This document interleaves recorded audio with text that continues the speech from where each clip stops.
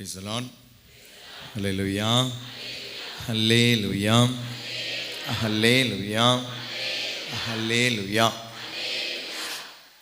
அன்பார்ந்தவர்களே, மீண்டும் மகிழ்ச்சி உங்களை சந்திப்பதில். ஏன்னா ஒவ்வொரு நாளும் அதிகமாயிட்டு தான் போகிறீங்க. பொரூர் மக்கள் மட்டும் இல்லை, வெளியிலேருந்து இருக்கீங்கன்னு நினைக்கிறேன் இல்லையா? சும்மா தெரிஞ்சுக்கிறதுக்காக ஒரு ஆவலோடு. போரூர் சோசியப்பர் பங்கை அல்லாதவர்கள், போரூர் சோசியப்பர் பங்கு சாராதவர்கள், வெளியிலிருந்து வந்தவங்க கை தூக்கம் பார்க்கலாம். பரவாயில்ல, குட், நல்லது. அப்போ மிச்சம் எல்லாருமே போரூர் மக்கள் தான். ஏறக்குறைய 80% கிட்ட இருக்கிறீங்க. Very nice. ஏன்னா அந்த வீக் டேஸில் ஃபாதர் ரெட்ரீட்னுடைய டேட் சொன்ன பொழுதும் சந்தேகமாக தான் இருந்தது, நீங்கள் வருவீங்களா அப்படின்றது. பட் உங்களுடைய இந்த தாகம், உங்களுடைய இந்த ஃபார்மேஷன் இல்லையா, பங்கு தந்தையர்கள் வழியாக, இப்பொழுதுள்ள பங்கு தந்தையர்கள் வழியாகலாம் அந்த ஒரு இறை வார்த்தையினுடைய ஆர்வம் கிடச்சி இன்றைக்கி இங்கே வந்திருக்கிறீங்க. ஆண்டவர் நிறைய ஆசீர்வதிக்கட்டும். அப்போ கண்டிப்பாக நாளைக்கு நல்ல ஒரு பாவ சங்கீர்த்தனம் செய்யறதுக்கான எல்லா விதமான வாய்ப்பு இருக்குது. நல்ல ஒரு பாவ சங்கீர்த்தனம் செய்யுங்க. நேற்று நம்ம கேட்ட கேள்வியெல்லாம் ஞாபகம் இருக்கு இல்லையா? பாவ சங்கீர்த்தனம் செய்யறதுனால பாவங்கள் மன்னிக்கப்படுகிறதா? பாவங்கள் மன்னிக்கப்படுகிறதால், பாவங்கள் மன்னிக்கப்பட்டதால் பாவ சங்கீர்த்தனம் செய்கிறோமா? பாவங்கள் மன்னிக்கப்பட்டதால் பாவ சங்கீர்த்தனம் செய்கிறோம்.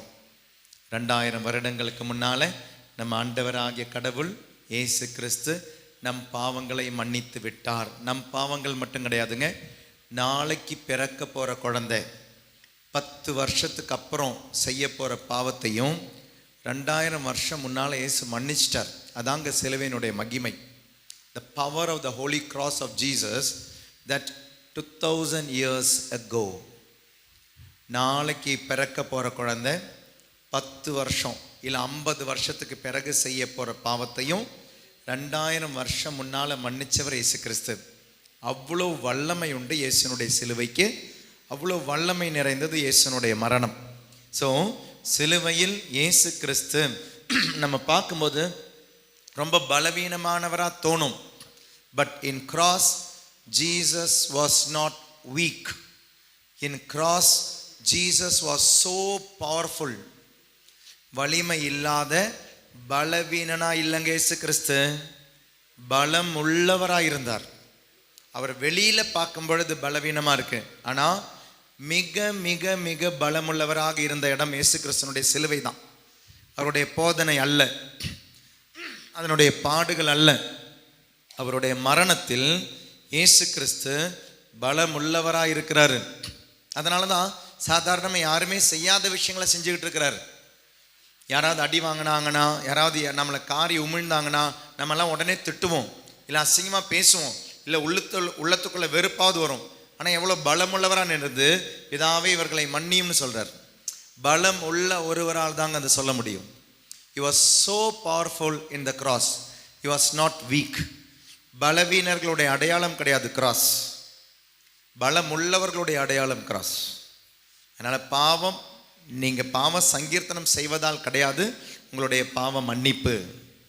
பாவ சங்கீர்த்தனம் செஞ்சுட்டு பாவம் மன்னிச்சிட்டாருன்னு நம்பாதீங்க. நீங்கள் செய்கிற பாவ சங்கீர்த்தனத்தால் கிடையாது. நாட் பை யோர் வேர்ட்ஸ், உங்களுடைய வார்த்தையால் கிடையாது. உங்களுடைய உள்ளம் ஆண்டவரிடம் இருக்க வேண்டும். உங்களுடைய உள்ளம் ஆண்டவரோடு இணைய வேண்டும். நாளைக்கு பாவ சங்கீர்த்தனத்தில் உங்களுக்கு கிடைக்க போகிற கிஃப்ட்டும், you are going to become the child of God. பாவ சங்கீர்த்தனம் என்பது இன்னொரு பேப்டிசம். பேப்டிஸ்டில் உங்களுக்கு என்னெல்லாம் கிஃப்ட் கிடைச்சதோ அதெல்லாமே பாவ சங்கீர்த்தனத்திலையும் கிடைக்கும். ஒரே ஒரு வித்தியாசம், பேப்டிஸ்டில் ஜென்ம பாவத்திலிருந்து விடுதலை, கன்ஃபெஷனில் கர்ம பாவத்திலிருந்து, பர்சனல் சின்னிலிருந்து விடுதலை. இது மட்டும்தான் வித்தியாசம். ஒரிஜினல் சின்னிலிருந்து விடுதலை, இதில் பர்சனல் சின்னிலிருந்து விடுதலை. இந்த 2 விதம் வித்தியாசம் வழிய மிச்சம் எல்லாமே சேம் தான். நீங்கள் கடவுளுடைய மகனாக மகளாக மாறுகின்ற மாட்சியான ஒரு அருட்சாதனம் தான் பாவ சங்கீர்த்தனம். நல்ல ஒரு பாவ சங்கீர்த்தனத்துக்கு தயார் செய்யுங்க. பாவ சங்கீர்த்தனத்துக்கு போகும்போது சொல்ல வேண்டிய வார்த்தை, ஃபாதரே நான் பாவி, ஃபாதர் நான் பாவி. யாராலையும் சொல்லாதீங்க, என் கணவர் இப்படி இருக்கிறதுனால நான் இப்படி. அப்போ நீங்கள் அப்படி சொன்னீங்கன்னா யூ ஆர் ஜஸ்டிஃபையிங் யுவர் சின். நான் பாவம் செய்யலை, அவங்க என்னை திட்டினாங்க, நான் திரும்பி திட்டினேன். அப்போ பாவம் அது? ஃபாதர் என்ன அவங்க திட்டினாங்க ஃபாதர், அதனால் நான் திட்டினேன் ஃபாதர். நான் கோயிலுக்குள்ளே வந்த பொழுது என்னுடைய சகோதரி ஒருத்தங்க என்னை பார்த்தின போது என்னை ஒரு மாதிரி முறைச்சி பார்த்தாங்க. முறைச்சி பார்த்தா நம்ம விட்டுருவோமா? முறைச்சி பார்த்ததுனால நான் முறைச்சி பார்த்தேன் ஃபாதர். என் புருஷன் குடிச்சிட்டு வந்ததுனால நான் சாம்பாரில் கொஞ்சம் உப்பு எக்ஸ்ட்ரா போட்டேன் ஃபாதர். சாம்பாரில் உப்பு எக்ஸ்ட்ரா போட்டது தான் பாவம். அவர் குடிச்சிட்டு வராரா குடிக்காமல் வராரான்றது கிடையாது, நான் பாவம் செஞ்சேன். அதனால் இந்த நாளை அப்படின்றது நாளைக்கு பாவம் செஞ்சதெல்லாம் சொல்லாதீங்க. இதனால் நான் இந்த பாவத்தை செஞ்சேன்னா you are justifying your sin and you are saying that I have not committed a sin. ஒருத்தர் என்னை தூண்டதுனால நான் அந்த பாவத்தை செஞ்சேன். அதனால் பாவ சங்கீர்த்தனத்தில் இருக்க வேண்டிய ஒரு சிந்தனை, ஆண்டவரே நான் பாவி. நம்ம சாதாரணமாக ஃபஸ்ட்டு ஒரு சென்டென்ஸ் சொல்லுவோம் இல்லையா பாவ சங்கீர்த்தனத்தில், சுவாமி நான் பாவியாக இருக்கிறேன்.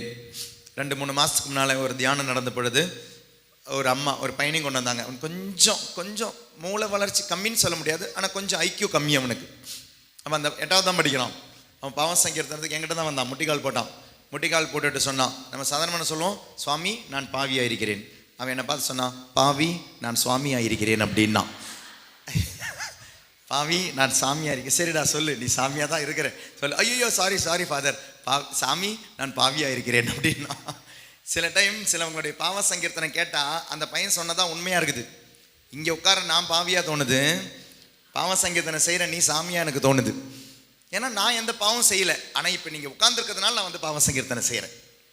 இதனால் நான் பாவம் செஞ்சேன், அதனால் நான் பாவம் செஞ்சேன், இவங்களால் நான் பாவம் செஞ்சேன், அவங்களால நான் பாவம் செஞ்சேன்னா அப்போ நீங்கள் பாவி கிடையாது, நீங்கள் சாமி தான். அப்போ நாளைக்கு பாவ சங்கீர்த்தனை தொட்டியில் போய் என்ன சொல்லணும், பாவி நான் சாமியாக இருக்கிறேன். Price the Lord, praise the Lord. அதனால் பாவ சங்கீர்த்தனத்தில் பாவ உணர்வோடு சென்று பாவ சங்கீர்த்தனம் செய்ய முயற்சி செய்யுங்க. நேற்று நம்ம பார்த்த எக்ஸாம்பிள் யாரு? உசியா. உசியாவுடைய அர்த்தம் என்ன சொன்னேன்? ஆணவம். அப்போ உசியா செத்தா நான் வாழ்வேன், உசியா வாழ்ந்தால் நான் சாவேன். ஆணவம் இருந்தால் கண்டிப்பா அது அழிவிற்கு கொண்டு போகும். தலையான பாவங்களிலே தலையானது ஆணவம், அகங்காரம், கர்வம், திமிரு.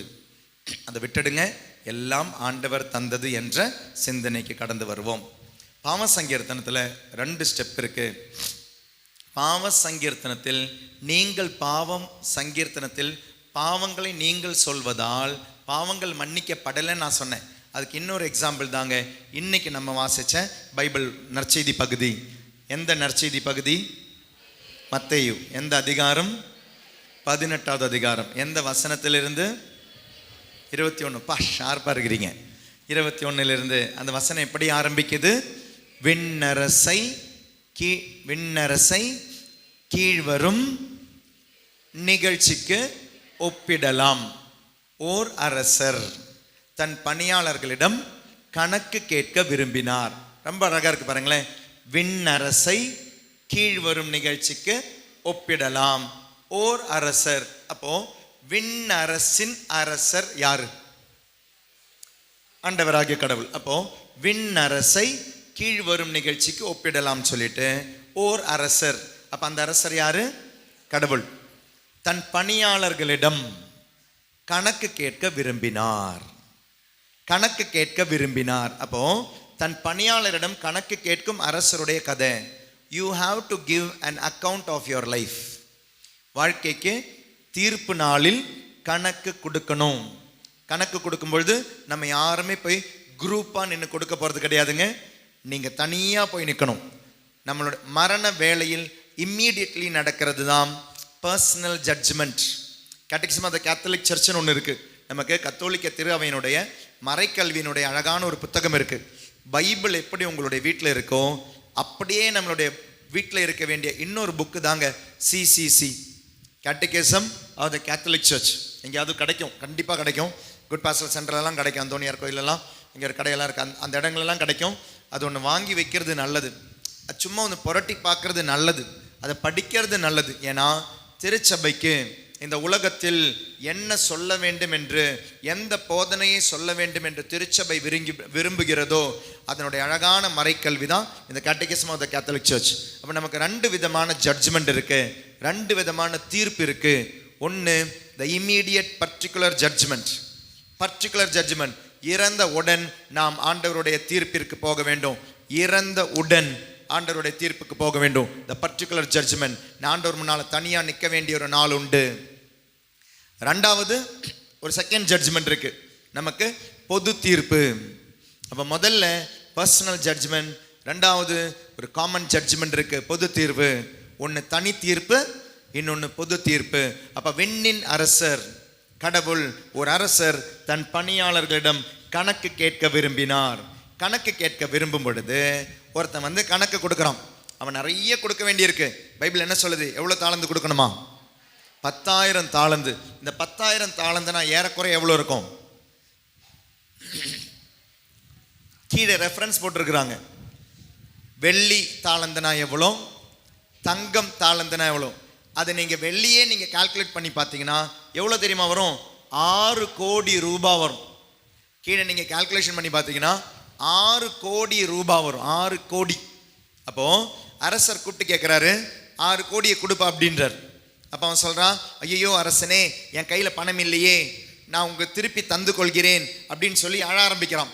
காலில் விழுந்து, கண்களில் இருந்து தண்ணி, வாயிலிருந்து தண்ணி, மூக்கிலிருந்து தண்ணி எல்லாம் விழும்பொழுது, அரசே நான் கொடுத்துக் கொள்கிறேன், என்னை மன்னித்துடுங்கன்னு சொல்லும்போது அது பார்க்கும்போது அரசருக்கே பாவமாயிடுச்சு. ஐயோ பாவம், எவ்வளோ நல்லா பாவ சங்கீர்த்தனம் செய்கிறான், அழுது அழுது பாவ சங்கீர்த்தனம் செய்கிறான், புலம்பி புலம்பி பாவ சங்கீர்த்தனம் செய்கிறான். அப்போ ஆண்டவர் என்ன பண்ணுவார்? பரிவு கொண்டு, ரொம்ப அழகான வார்த்தை, அந்த அரசன் அந்த பணியாளன் மீது பரிவு கொண்டு, கம்பேஷன் அப்படின்ற வார்த்தை ரொம்ப அழகான வார்த்தை பைபிள்ல. கம்பேஷன், இதே பரிவு எங்கே தெரியுமா வரும்? நல்ல சமாரியன் கதையில வரும் பரிவு. அவன் மீது பரிவு கொண்டு,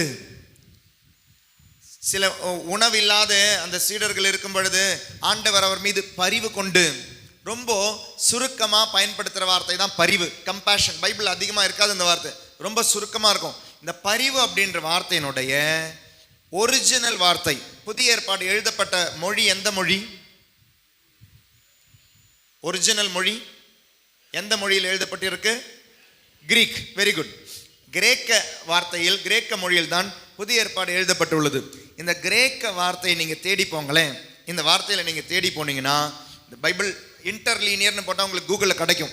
இந்த பைபிள் வசனத்தை மத்தேயு நற்செய்தி மேத்யூ 18:25 நீங்கள் பைபிள் இன்டர்லீனியர்னு போட்டிங்கன்னா அதனோட ஒரிஜினல் வார்த்தை கிடைக்கும். அந்த ஒரிஜினல் என்ன தெரியுமா இருக்கும்? ஸ்பிளாங்க்னா அப்படின்ற வார்த்தை இருக்கும். ஸ்பிளாங்க்னா அதான் கிரேக்க வார்த்தை.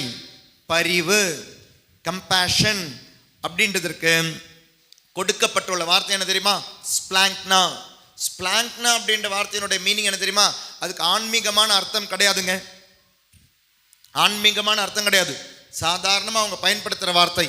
அது ஒரு கர்ப்பிணி பெண்ணுக்கு பிரசவ வலி வரும் பொழுது அடி வயிற்றுல வர ஒரு வலி ஸ்பிளாங்க்னா.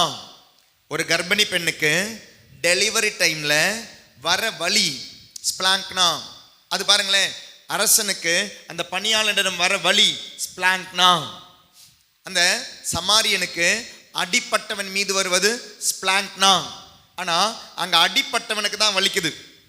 கல்வர் கையில், ஜெருசலேமிலிருந்து ஜெரிகோக்கு போறவன் கல்வர் கையில் அகப்பட்டான். அகப்பட்டவனை அடிச்சாங்க. அடிச்சவன் படுத்துக்கிட்டு இருக்கிறான். படுத்துக்கிட்டு இருக்கிறவனுக்கு தான் அங்க வலி வருது. ஆனா பைபிள் என்ன தெரியுமா சொல்லுது? சமாரியன் அவன் மீது பரிவு கொண்டு, அப்படின்னா அவன் அனுபவிக்கிற வலிய தான் அனுபவிக்கிறான். அதான் ஸ்பிளாங்க்னா. பரிவு கொண்டு என்றால் அவங்களுக்கு என்ன வலி இருக்கும் அப்படின்றது எனக்கு வருது பாருங்க, அதுதான் பரிவு. கம்பேஷன் அப்படின்றது ஐயோ எவ்வளோ கஷ்டப்படுறாங்க அப்படின்னு சிம்பத்தி கிடையாது, எம்பத்தி. எம்பத்தி, ஒருத்தங்க கஷ்டப்படுறாங்க, அந்த கஷ்டத்தை அவங்க எப்படி அனுபவிக்கிறாங்களோ அதே பாரத்தை நான் அனுபவிக்கும் பொழுது வர வலி. ஐயோ அவங்களுக்கு கல்யாணம் ஆகலையே, ஐயோ கல்யாணம் ஆகலைன்னா சிம்பத்தி. அந்த கல்யாணம் ஆகாத பொழுது என்னெல்லாம் அவங்களுக்கு வலி இருக்கு, என்னெல்லாம் அவங்க கேள்வி மற்றவங்க உலகம் அவங்களை கேள்வி கேட்கும், என்னெல்லாம் அவமானப்படுத்துவாங்கன்றத என்னுடைய மனசுல ஒரு பாரம் வந்தா அதாங்க ஸ்பிளாங்க்னா. மற்றவங்க அனுபவிக்கிற வலி என்னுடைய உள்ளத்தில் வரும் பொழுது என்னுடைய உடம்புல நான் அனுபவிக்கிறதா ஸ்பிளாங்க்னா, பரிவு. Praise the Lord. ஹல்லேலூயா. புரியுதுங்களா? ஸ்பிளாங்க்னாவுடைய மீனிங் உங்களுக்கு புரிஞ்சுதா? அந்த சமாரியனுக்கு அடிப்பட்டவனை பார்த்த பொழுது, நான் ஒரு நாள் அடிப்பட்டு இருந்தால் அந்த இடத்துல நானாக இருந்தால் எனக்கு என்ன வலி இருக்கும், எனக்கு என்ன வேதனை இருக்கும், அதே வேதனை தான் அவனுக்கு இருக்கு. அதனால தாங்க அந்த சமாரியன் போய் அன்பு செஞ்சான், அந்த உதவி செஞ்சான். If I were to be in his place, if I were to be in his place, நான் என்ன எதிர்பார்ப்பேன்? அவனோட இடத்தில் நான் இருந்தால் என்ன நான் எதிர்பார்ப்பேன்? அதுதான் பரிவு, அதுதான் கம்பேஷன், அதுதான் ஸ்பிளாங்க்னா. இந்த அரசருக்கு அவன் அந்த அந்த பணியாளனிடம் ஸ்பிளாங்க்னா, ஐயோ பாவம் கஷ்டப்படுறானே, 6000 கோடியை பார்க்கலங்க, போ தம்பி போ, பரிவு கொண்டு மன்னித்து விட்டார். நாளைக்கு நீங்க பாவ சங்கீர்த்தனத்துக்கு போகும்போது ஆண்டவர் உங்களை மன்னிப்பார். ஆமீன். இன்னும் சொல்லி முடியல, நான் அடுத்தது சொல்றேன், அதுக்கு ஆமீன் சொல்லுங்க. கதை பாதி தான் இருக்குது. மன்னிப்பு வாங்கி பாவ சங்கீர்த்தனை முடிச்சுட்டு வெளியே வந்தீங்களா? ஆண்டவர் சர்டிபிகேட் கொடுத்துட்டார், மன்னிச்சிட்டேன்னு. வெளியே வந்தீங்களா? வெளியே வந்த போது உங்களுக்கு துரோகம் செஞ்ச ஒருத்தர் பாவ சங்கீர்த்தனத்துக்கு போறாங்க. நீங்க பாவ மன்னிப்பெல்லாம் வாங்கிட்டு வந்துட்டீங்க. உங்களுக்கு துரோகம் செஞ்சவங்க பாவ சங்கீர்த்தனத்தில் லைன் நிற்கிறத பார்த்தீங்க. அதை பார்த்தோன்னா மூஞ்சி அப்படி திருப்பிட்டு போனீங்க பாருங்க. இதெல்லாம் நிற்குது பாவ சங்கீர்த்தனத்துக்கு.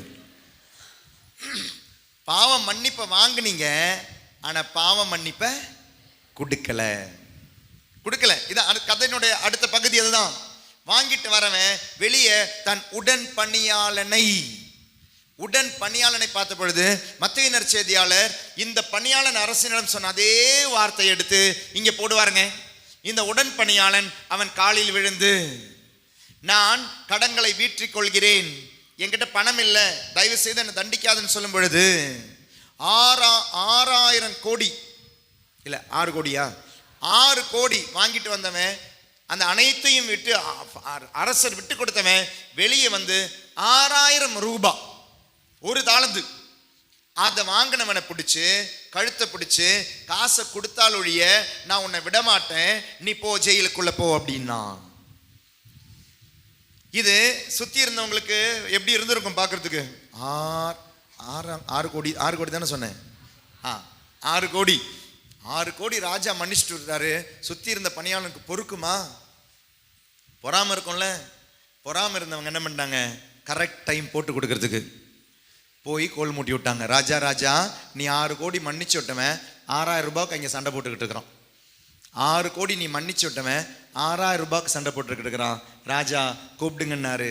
உள்ள வந்தான். உள்ள வந்த போது ராஜா கேட்குற அழகான கேள்வி இருக்குங்க. 33வது வசனம், நான் உன்மீது இரக்கம் காட்டியது போல நீ உன் உடன் பணியாளன் மீது இரக்கம் காட்டியிருக்க வேண்டும் அல்லவா? அதனால நீ பாவ சங்கீர்த்தனம் செய்த பொழுது நான் உன் பாவங்களை மன்னித்ததை நான் ரத்து செய்கிறேன். கேன்சல் ஆயிடுச்சுங்க. சர்டிஃபிகேட் தான் கொடுத்தாரு, அட்டஸ்டேஷன் போடலை. அட்டஸ்டேஷன் நடக்கணும்னா அந்த சாப்பா குத்தி சீல் போட்டு பச்சை மயில சைன் போடணும்னா 2வது ஒரு விஷயம் நடந்தாதான் முதல் விஷயம் வேலிட் ஆகும். அதனால தான் நான் திரும்ப சொல்றேன், நீங்கள் செய்யும் பாவ சங்கீர்த்தனம் உங்களை மன்னிக்காது. தயவு செய்து முட்டாளா போய் பாவ சங்கீர்த்தனம் செய்யாதீங்க. ஒருத்தர் உங்களுடைய பாவங்களை மன்னிச்சதுனால தான் உங்களுடைய பாவங்கள் மன்னிக்கப்படுகிறது. 2000 வருஷம் முன்னால அவர் காட்டின இரக்கங்க நம்மளுடைய பாவ சங்கீர்த்தனம். 2000 வருஷம் முன்னால அவர் தந்த ஃப்ரீ கிஃப்ட்டுங்க பாவ மன்னிப்பு. Free gift. விலையே இல்லாமல் வாங்கி வச்சிருக்கிறோம், ஆனால் மற்றவங்களுக்கு கொடுக்கும்போது விலையை கேட்குறோம். அதனால பிறருடைய பாவங்களை மன்னிக்காமல் உங்களுடைய பாவங்கள் மன்னிக்கப்படாது. அதனால அழுது புலம்பி ஒரு பாவ சங்கீர்த்தனம் செய்யறதுனால நினைக்காதீங்க உங்களுடைய பாவங்கள் மன்னிக்கப்படணும். Not because you are making a confession your sins are forgiven. No. ஆண்டவரோடு உள்ள உறவு தான் உங்களுடைய பாவ சங்கீர்த்தனத்தில் உங்களுடைய பாவங்களை மன்னிக்கிறது.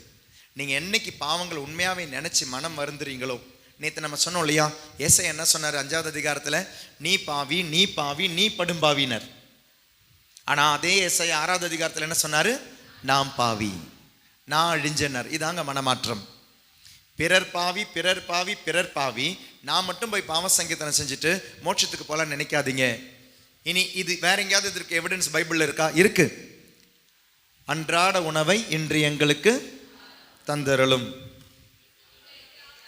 எங்களுக்கு எதிராக குற்றம் செய்பவர்களை நாங்கள் மன்னிப்பது போல. இந்த போலன்றது பைபிளில் ரொம்ப அசிங்கமான வார்த்தைங்க.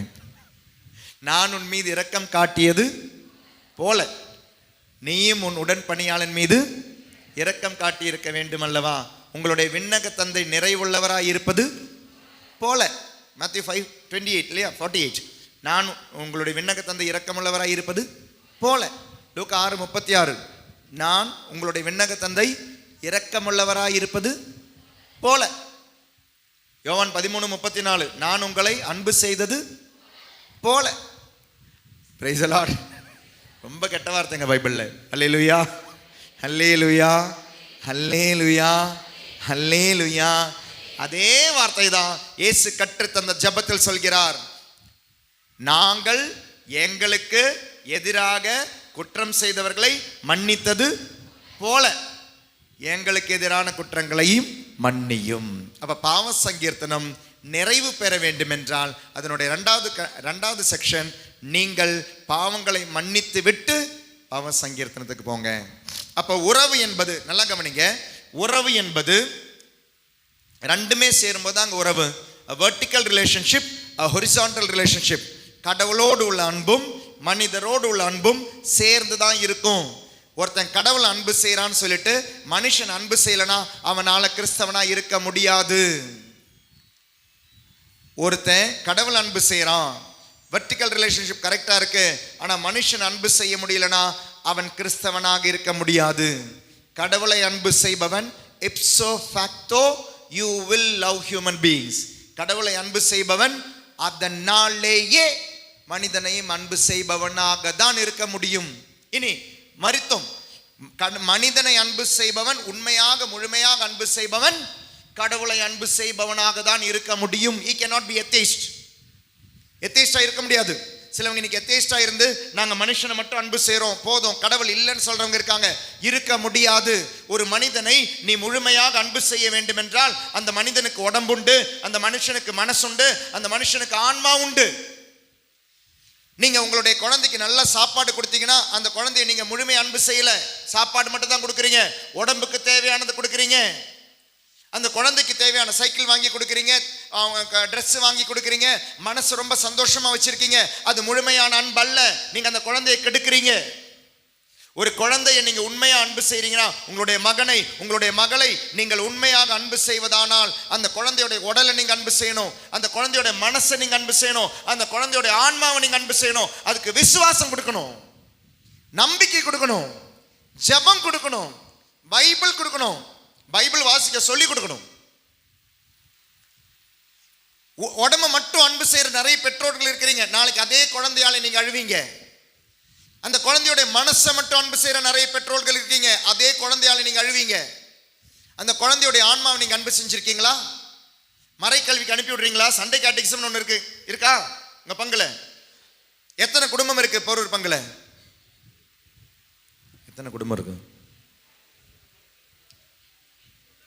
800. ஓகே, 800 குடும்பத்தில் ஏறக்குறைய எத்தனை குழந்தைங்க இருக்கலாம்? 2000 இருக்குமா? இல்லையா? ஏன் எல்லாம் குடும்ப கட்டுப்பாடு செஞ்சுட்டு இருக்கீங்களோ? ஃபேமிலி பிளானிங் பாவங்க. எத்தனை? 250 தானா?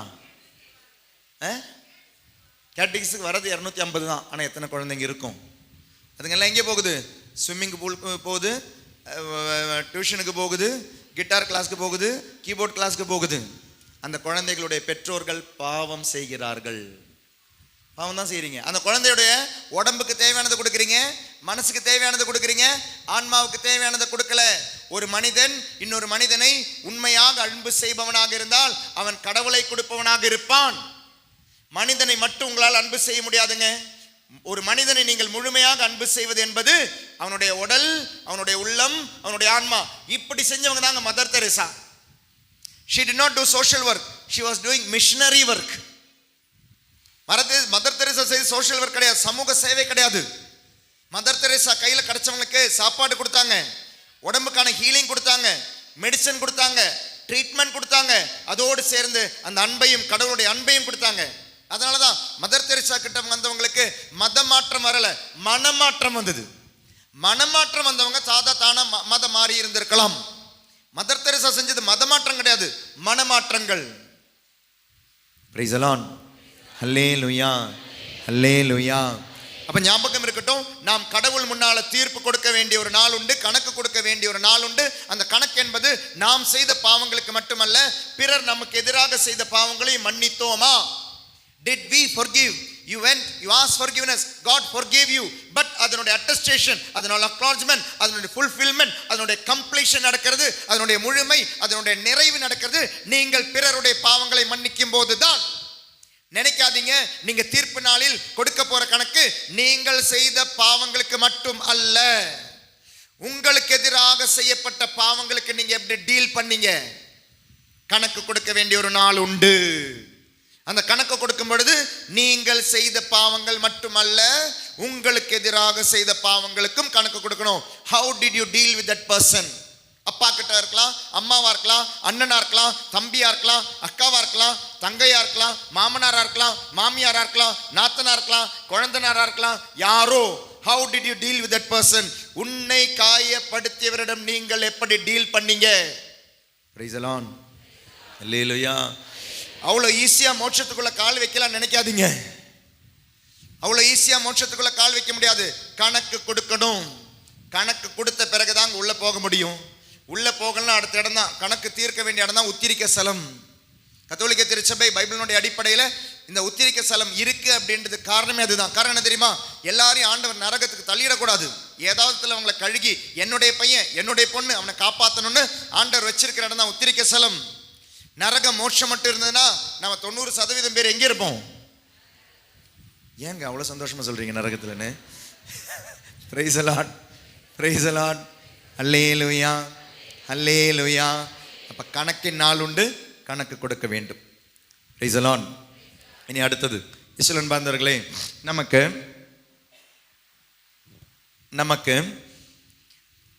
உடல் உண்டு, உள்ளம் உண்டு, ஆன்மா உண்டு. உடல் உண்டு, உள்ளம் உண்டு, ஆன்மா உண்டு. நல்லா கவனிங்க. இதில் தெரிஞ்சவங்க கொஞ்சம் அமைதியாக இருங்க, தெரியாதவங்க ஏன்னா யூடியூப்பெல்லாம் பார்க்குறவங்க நிறைய பேர் இருப்பீங்க, அதனால் கொஞ்சம் பொறுமையாக இருங்க, மற்றவங்க யோசிக்க. உடல், உள்ளம், ஆன்மா, இதில் அழிவது ஏது, அழியாதது ஏது? உடம்பு அழியுமா? உடம்பு அழியும். மனசு அழியுமா? மனசும் அழிஞ்சிரும். ஆன்மா அழியுமா? அழியாது. அப்போ ஆன்மா அழியாது, மனசு அழிஞ்சிரும், உடம்பு அழிஞ்சிரும். Price the Lord. விசுவாச பிரமாணம் சொல்லுவோமா? தூய ஆவியானவரை நம்புகிறேன், தூய கத்தோலிக்க திரு அவையை நம்புகிறேன், புனிதர்களின் உறவொன்றிப்பை நம்புகிறேன், பாவ மன்னிப்பை நம்புகிறேன். கேட்கல, என்ன உயிர்ப்பை? உடலின் உயிர்ப்பை. அதான் அழிஞ்சு போச்சுல்ல. Price the Lord. உடல் அழியுமா அழியாதா? புனித அப்போ அவங்க மட்டும் தான் உயிர்ப்பை பெறுவாங்க. நம்மளும் அப்படி இருந்தால் உயிர் பெறுவோம். அழியா உடல் உள்ள புனிதர்கள், இன்கரப்டபிள் பாடிஸ் ஆஃப் சயின்ஸ். அப்போ அவங்க பாதிரிப்பியா மட்டும்தான் இருப்பார், சவியரர் மட்டும்தான் இருப்பார், பர்னித் தம்மா மட்டும்தான் இருப்பாங்க. நம்மெல்லாம் அழிஞ்சு போயிடுவோம். நம்மளுடைய உடல் அழிஞ்சிடுமா? உடல் உயிர்க்காதப்போ. உடல் உயிர்க்குமா இருக்காதா? கேட்கல. கடவுள் இரண்டாம் அதான் அழிஞ்சு போச்சுல, எப்படிங்க உயிருக்கும்? வேற வழியாவா? வேற வடிவம் பெறும். அப்போ உடல் அழியுமா அழியாதா?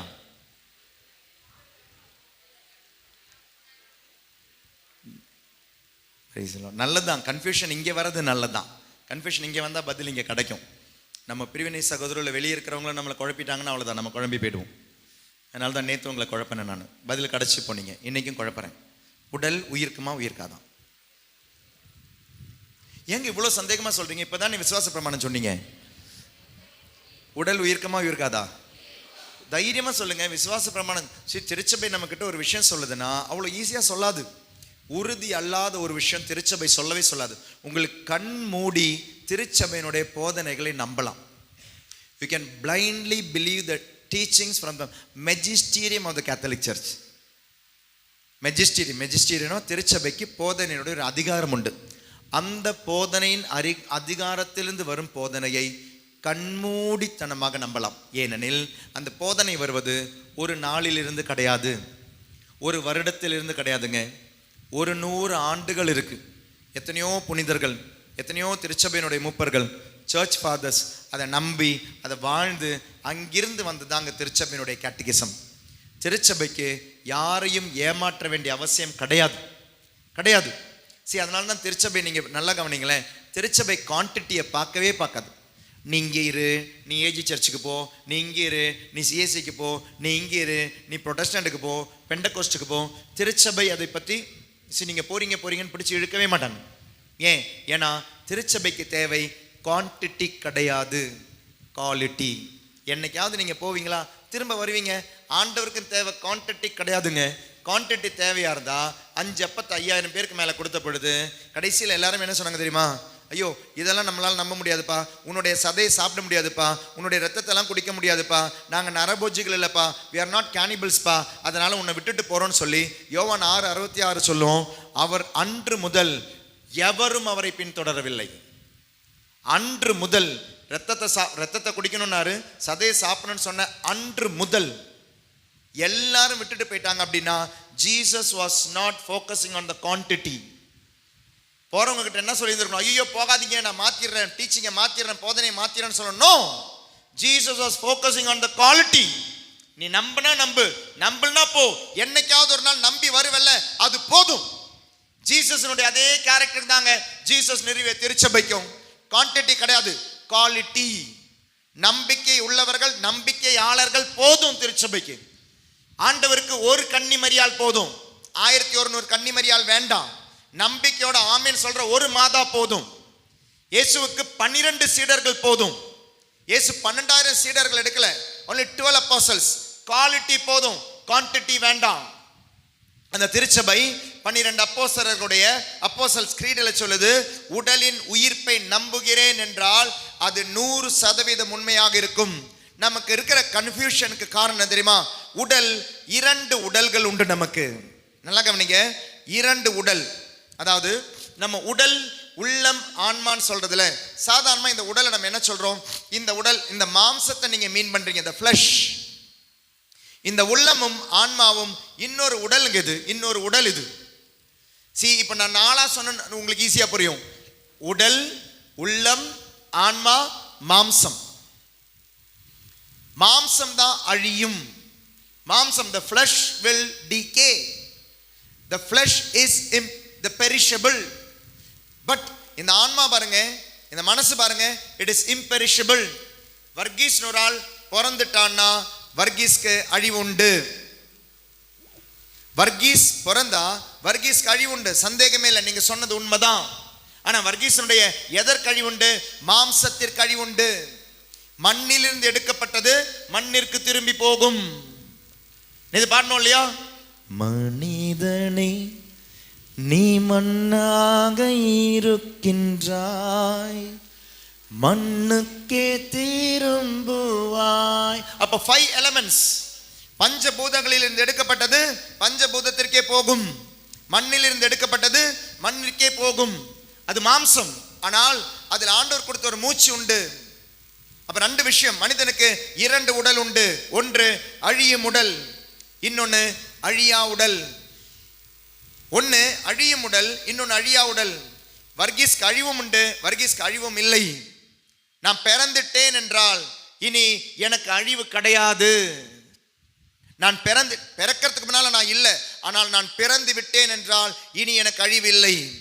தாயின் கருவில் உருவானேன், தாயின் கருவிலிருந்து வெளியே வந்தேன், இந்த உலகத்திலிருந்து நான் வெளியே போனோம். அதில் ஒரு கண்டினியூட்டி இருக்கு, அதில் ஒரு தொடர்ச்சி இருக்கு. அது நரகமாக இருக்கலாம், உத்திரிக்க ஸ்தலமாக இருக்கலாம், மோட்சமாக இருக்கலாம்.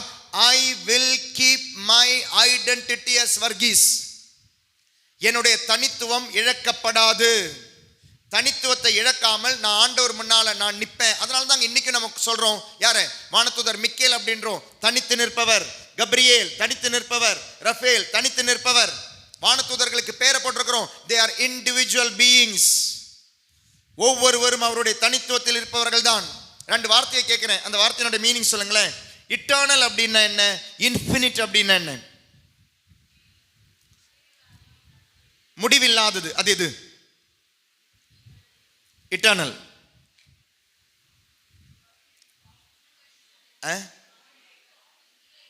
கேட்கல. சரி, அப்போ இன்ஃபினிட்னா என்ன? இல்ல. இன்ஃபினிட்னா என்ன? இன்டர்னல்னா என்ன? இட்டர்னல் என்ன? இன்ஃபினிட்னா என்ன?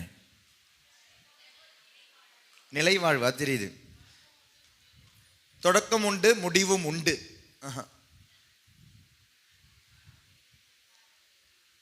Infinite, eternal. ஆண்டவர் இட்டர்னலா இன்ஃபினிட்டா? இட்டர்னல். நம்ம இட்டர்னலா இன்ஃபினிட்டா? இன்ஃபினிட். அது மாற்றி சொல்லியிருந்தீங்கன்னா கரெக்டாக இருந்திருக்கும். ஆண்டவர் இன்ஃபினிட். அவருக்கு தொடக்கமும் இல்லை, முடிவும் இல்லை. அதனால தான் மேக்ஸில் நம்ம சொல்கிற அந்த நம்பர்ஸ்க்கு என்ன சொல்லுவோம்? இன்ஃபினிட்டி அப்படின்வோம். இப்படி ஒரு அடையாளம் போடுவாங்க, இன்ஃபினிட்டி. ஏன்? அதனுடைய தொடக்கம் எங்கேயும் தெரியாது, முடிவு எங்கேயும் தெரியாது. மேக்ஸில் 0ன்னு ஒன்று ஆரம்பிச்சா 1 2 3 4 5 6 7 8 9 10 எங்கே வேணாலும் போயிட்டே இருக்கலாம். முடிவே கிடையாது. மைனஸ்லையும் போயிட்டே இருக்கலாம். தொடக்கமும் கிடையாது, தொடக்கமும் இல்லை, முடிவும் இல்லை. அது கடவுள் மட்டுமே. Is infinite. இட்டர்னல்னா என்ன? தொடக்கம் உண்டு, முடிவு இல்லை. அது யாரு? the human beings. நமக்கு தொடக்கம் உண்டு, but we are eternal beings. நமக்கு முடிவு இல்லை, நம்முடைய ஆன்மாவிற்கு முடிவு இல்லை. பிறந்து விட்டீர்கள் என்றால் உங்களுக்கு முடிவு இல்லை. நீங்க தாமஸா இருக்கலாம், நீங்க மேரியா இருக்கலாம், நீங்க எலிசபெத்தா இருக்கலாம், நீங்க பிரான்சிஸா இருக்கலாம். நீங்க கடைசி வரை பிரான்சிஸ் தான் இருப்பீங்க, தாமஸா தான் இருப்பீங்க. உங்களுக்கு தொடக்கம் உண்டு, முடிவு இல்லை. நரகமோ மோட்சமோ ஏதோ ஒரு இடத்துல நம்ம இருப்போம். தொடக்கம் உண்டு, முடிவில்லை. இதுதாங்க அழியாத உடல். அழியும் உடல் என்பது இந்த உலகத்தில் நீங்க கழட்டி போற இந்த ஷர்ட் மாதிரி கழட்டிட்டு போக வேண்டிய இந்த ஃப்ளஷ், அதற்கு அழிவு உண்டு. ஆனால் உங்களுக்கு அழிவு இல்லை, உங்களுடைய ஆன்மாவிற்கு அழிவு இல்லை. அதற்கு பேர் சொல்றதா அழியா உடல்.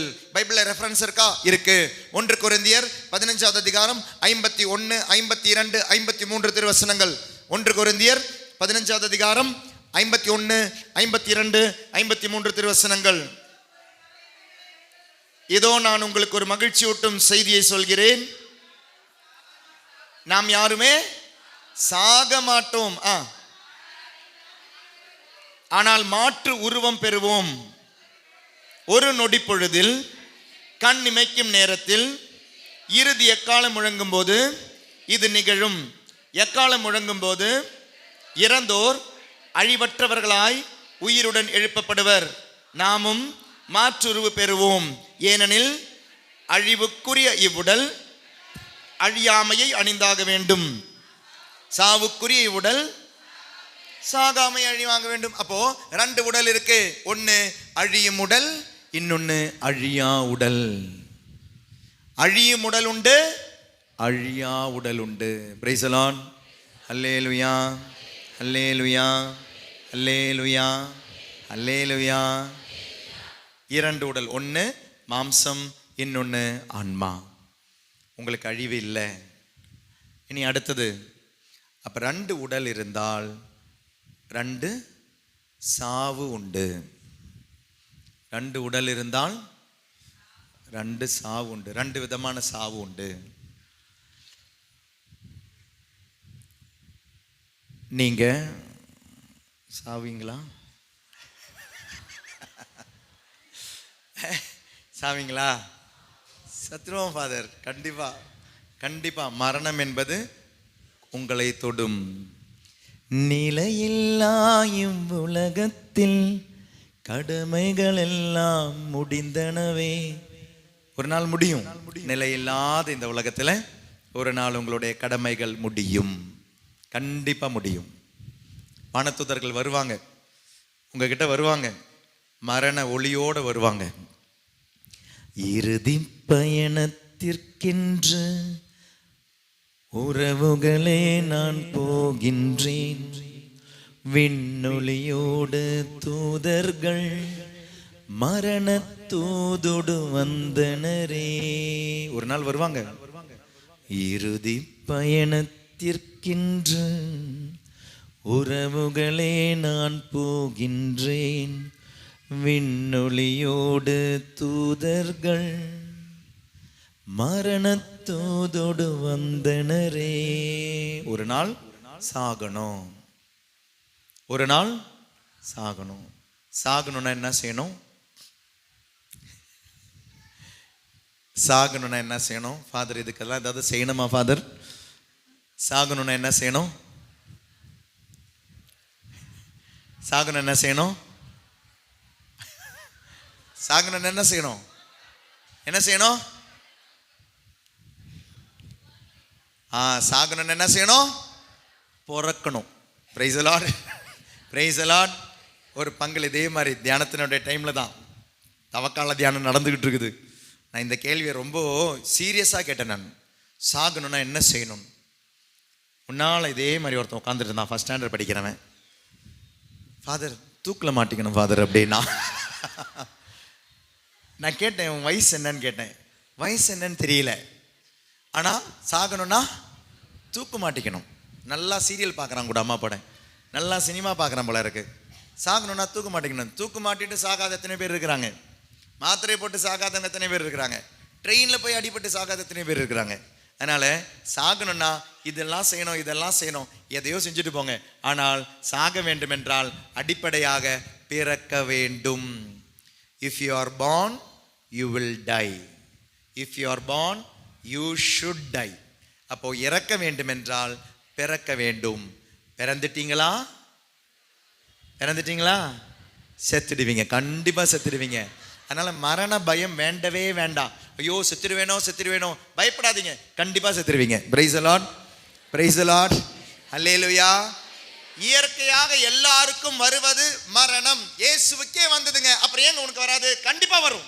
You will die one day if you are born. பிறந்தீர்கள் என்றால் இறந்து விடுவீர்கள். நீங்கள் இந்த மரணத்தை பயப்பட வேண்டாம். ஆனால் நீங்கள் பயப்பட வேண்டிய ஒரு மரணம் உண்டு. அழிவுக்குரிய இந்த உடல், அதனுடைய மரணத்தை பயப்படாதீர்கள். ஆனால் இரண்டாம் ஒரு சாவு உண்டு. அந்த இரண்டாம் சாவை நீங்கள் பயந்தாக வேண்டும்.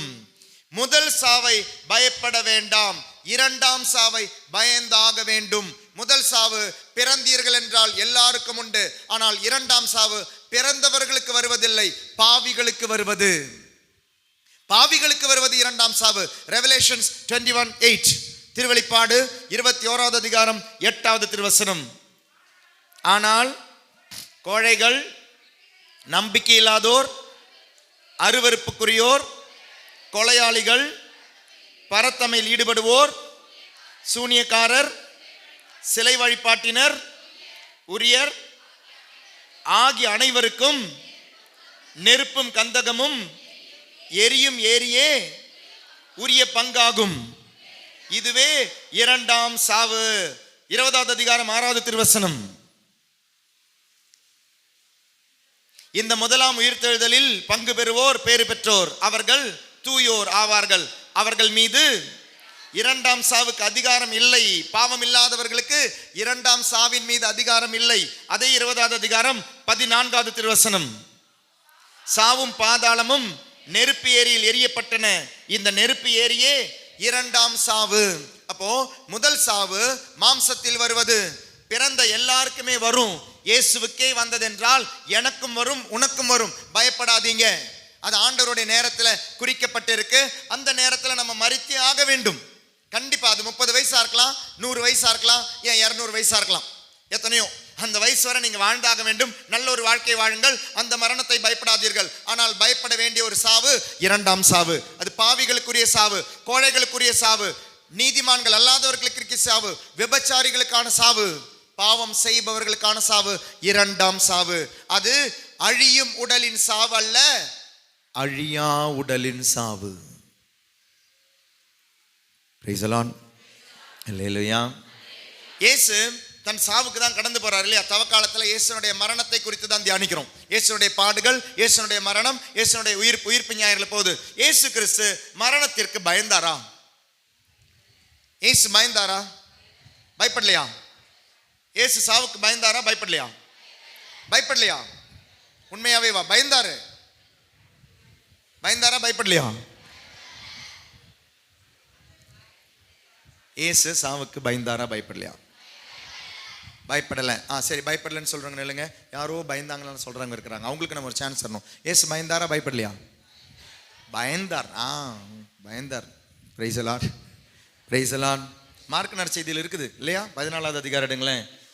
ஐயோ என்னை கொன்னுடாதீங்க, ஐயோ என்னை இழுத்துட்டு போகாதீங்க, ஐயோ அழுகுறாருங்க, குழந்தை அழுகுற மாதிரி. 14வது அதிகாரத்தில் 14வது அதிகாரம் எடுங்களேன். இயேசு பயந்தாரா இல்லையான்னு பார்த்துடலாம். 14:43 இயேசு தொடர்ந்து பேசி கொண்டிருந்த போது 12 ஒருவனான யூதாசு வந்தான். தலைமை குருக்கள், மறைநூல் அறிஞர், மூப்பர் ஆகியோர் அனுப்பிய மக்கள் கூட்டம் ஒன்று அவனுடன் வாளுடன் இல்லை, இயேசுனுடைய கெத்சமேன் தோட்டம், சாரி 32வது வசனம். பின்னர் இயேசுவும் சீடர்களும் கெத்சமனி என்னும் பெயர் கொண்ட ஒரு இடத்திற்கு வந்தார்கள். அங்கே அவர் தம் சீடரிடம், நான் இறைவனிடம் வேண்டும் வரை நீங்கள் இங்கேயே அமர்ந்திருங்கள், இது பரிந்துரை வேற, நான் உள்ள போறேன், தயவு செய்து ஜெபிங்கடா என்று கூறி பேதுரு, யாக்கோபு, யோவான் ஆகியோரை பக்கத்துல வேற வச்சுக்கிட்டாரு. பக்கத்துல பாருங்க, 8 பேர் அங்கே உட்கார வச்சிட்டாரு, 3 பேர் பக்கத்துல உட்கார வச்சுக்கிட்டு இருக்கிறாரு. அப்புறம் அங்கிருந்து கொஞ்சம் தூரமா போய் தம்முடன் கூட்டி சென்றார். அப்போது அவர் திகிலும் மனக்கலக்கமும் பயந்தாரா? திகிலும் மனக்கலக்கமும் அடைந்தார். ஓகே, 34வது வசனம். அவர், எனது உள்ளம் சாவு வரும் அளவுக்கு ஆழ்துயரம் கண்டுள்ளது, ஐயோ நீங்கள் இங்கேயே தங்கி விழித்திருங்கள் என்று அவர்களிடம் கூறினார். சற்று அப்பால் சென்று தரையில் விழுந்து, என்னமோ எக்ஸாம் எழுத போற பசங்களை மாதிரி இருக்கிறார் பாருங்களேன், தரையில் விழுந்து முடியுமானால் அந்த நேரம் தம்மை விட்டு விலகுமாறு இறைவனிடம் வேண்டினார். பயந்தாரா இல்லையா? பயந்தாரா? ஆன்சர் மாத்திட்டாங்க பாத்தீங்களா? ஒரு நிமிஷம் இயேசுவை கை கழுவிட்டாங்க. பிலாத்து ஆவது பரவாயில்ல, 1 மணி நேரத்துக்கு அப்புறம் தான் கை கழுவினா. இயேசு கிறிஸ்துவில் அன்பார்ந்தவர்களே, இயேசு மரணத்தை பயந்தார். ஆனால் இயேசு பயந்த மரணம், இது புரிஞ்சுக்கணும். இல்லைனா நமக்கு இயேசு கிறிஸ்து மரணத்தை பயந்தாரா பயப்படலையான்ற கேள்விக்கு அந்த குழம்பி நிற்கிறீங்க. இயேசு மரணத்தை பயந்தார். 2 சாவு உண்டு. 1 மாம்சத்தினுடைய சாவு, 2 நரகம். 2ஆம் சாவு என்பது நரகம். நரகம் என்பது where you will not enjoy the love and the warmth of God the Father. அப்பாவினுடைய அன்பு இல்லாத இடம், அப்பாவினுடைய அந்த நெருக்கம் இல்லாத இடம், அப்பா இல்லாத இடம். It's a state of life. அப்பா விண்ணக தந்தை இல்லாத இடம் தாங்க நரகம். விண்ணக தந்தையினுடைய அன்பு இல்லாத இடம் தாங்க நரகம். விண்ணக தந்தையினுடைய வார்த்தை இல்லாத இடம் தாங்க நரகம். அதாங்க சாவு. ஒரு மாதிரி நெருப்பு, ஒரு மாதிரி பயம் உள்ளுக்குள்ள. அப்பா இல்லாத பொழுது ஏதோ ஒரு திருவிழாவில், சப்போஸ் வேளாங்கண்ணியில் செப்டம்பர் 8ஆம் தேதி லட்சக்கணக்கான மக்கள் இருக்கும்போது ஒரு அம்மாவும் குழந்தையும், அம்மா அவனுடைய கையை பிடிச்சிக்கிட்டு ஒரு குழந்தை நடந்துகிட்டே இருக்குன்னு வச்சுக்கோங்க, இல்லை அம்மாவனுடைய கையை இல்லை குழந்தையோடைய கையை அம்மா பிடிச்சி நடக்கிறாங்கன்னு வச்சுக்கோங்க. நடந்துகிட்டே இருக்கும்போது அந்த குழந்தைக்கு அந்த வான வேடிக்கை எல்லாமே அவ்வளோ சந்தோஷமா இருந்ததுங்க. It was so bright, it was so beautiful. அங்கே இருந்த பலூன் எல்லாமே அந்த குழந்தைக்கு சந்தோஷமா இருந்தது. அங்கே ஆளுங்க பட்டாசு எல்லாம் வெடிக்கும் போது சந்தோஷமா இருந்தது. அங்கே பூக்கள் எல்லாம் பார்க்கும்போது சந்தோஷமா இருந்தது. அங்கே வான வேடிக்கையும் அனைத்தும் கலர்ஃபுல்லா இருந்தது. அங்கே வளை விற்கிறாங்க, அங்கே சாக்லேட் விற்கிறாங்க, அங்கே வாட்ச் விற்கிறாங்க, எல்லாமே சந்தோஷமா இருந்தது. எப்போ? அம்மாவனுடைய கையில் இருந்தபோது, அப்பாவனுடைய கையில் இருந்தபோது. அதே 3 வயசு குழந்தை எங்கேயோ எப்போ அப்பாவனுடைய கை விட்டுருச்சுங்க. எங்கேயோ எப்போ அப்பாவனுடைய கை விட்டு போயிடுச்சு. அம்மாவை காணும், அப்பாவை காணும். அப்பாவனுடைய கையிலிருந்து விலகி விலகி விலகி விலகி அந்த குழந்தை போன பொழுது அதே வான வேடிக்கை அந்த குழந்தைக்கு பயமா இருக்கு. அதே பெலூன் அந்த குழந்தைக்கு பயமா இருக்கு. அதே இடம் அந்த குழந்தைக்கு பயமா இருக்கு. அந்த குழந்தைக்கு பயம் வர காரணம் என்ன தெரியுமா? அப்பா இல்ல. ஆபிரகாமினுடைய மடியில லாசர் உட்கார்ந்து இருந்த பொழுது செல்வந்தர் கீழே இருப்பாரு. எரியிற அந்த நெருப்புல இருக்கும் பொழுது அங்கே அந்த செல்வந்தர் சொல்வாரு, ஒரு துளி தண்ணீர். சொல்றாங்க, இல்ல முடியாது. அப்பானுடைய வார்த்தை இல்லாத இடம் நரகம். எரியும் ஏரி, 2ஆம் சாவு நரகம். அப்போ 2ஆம் சாவு என்பது அப்பா இல்லாத இடம், அப்பாவை விட்டு விலகி செல்வது. அதான் 2ஆம் சாவு. இயேசு கிறிஸ்து பயந்தது முதல் சாவு அல்ல. அத பயப்படவே இல்லை. இயேசு பயப்படவே இல்லை. இயேசு பிறந்ததே இறப்பதற்காகங்க. He never had the fear of death. See, அவருக்காக இன்னைக்கும் மக்கள் உயிரை கொடுக்குறாங்க. இன்னைக்கும் சில நாடுகளில் நைஜீரியா நினைக்கிறேன், கிறிஸ்தவர்கள் இன்னைக்கும் கொல்லப்படுகிறார்கள். நம்மளுடைய கணக்கெல்லாம் பார்த்தீங்கன்னா ரொம்ப மினிமம். அதனுடைய கணக்கு என்னைக்கோ ஒரு நாள் கூகுளில் வந்து, அது உண்மையா பையன் தெரியல, ஏறக்குறைய 70,000 பேரை கொண்டு இருக்கிறாங்களா, ஜஸ்ட் பிகாஸ் தேவர் கிறிஸ்டியன்ஸ். கிறிஸ்துவுக்காக இன்னைக்கும் உயிரை கொடுக்க கிறிஸ்தவர்கள் இருக்கும் பொழுது உயிரை கொடுப்பதற்காக கிறிஸ்து பயந்தார் என்பது முட்டாள்தனம். He never feared the first death. இயேசு மாம்சத்தினுடைய மரணத்தை பயப்படவில்லை. ஆனா அப்பாவை பிரிஞ்சு அவரால் இருக்கவே முடியாதுங்க. ஒரு நொடி பொழுது கூட மூச்சோட நெருக்கமா இருந்த அப்பாவை அவர் பிரிஞ்சதே கிடையாது.